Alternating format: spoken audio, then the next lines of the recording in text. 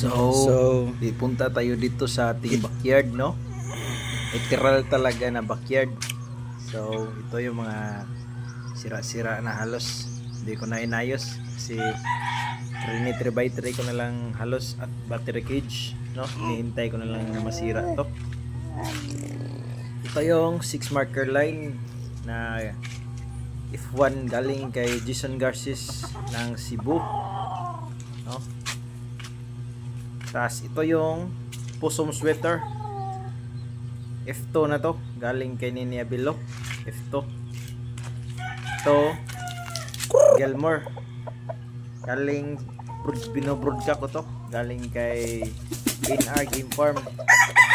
Ito yung one time winner, one time winner to. Yung pinaka right, yan yung Iskulin Boston sweater, intact yan, ay ban, no? Pinaka left naman yung anak niya, basag na kulay, anak ng Iskulin rin ito, Boston sweater.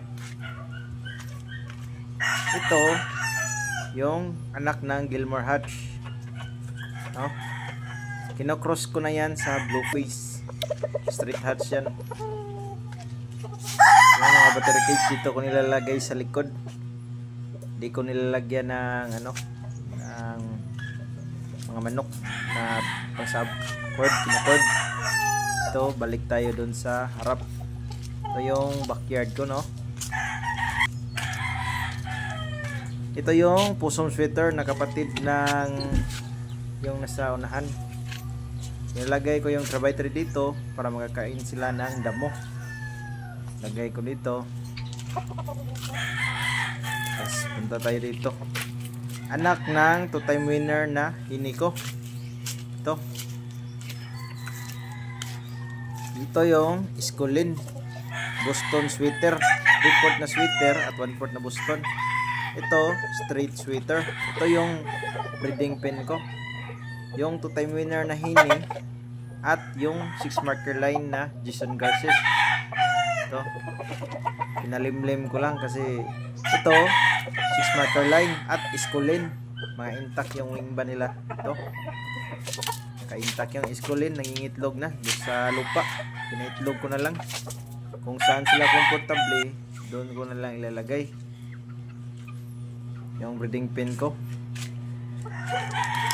Yung straight sweater ito, at yung nasa unahan, yan yung White Kelso ko F1. Yung nabili ko to Trio dito sa Pinamungahan rin, one time winner na yan. Sinali ko ng tukak. Ito yung backyard ko.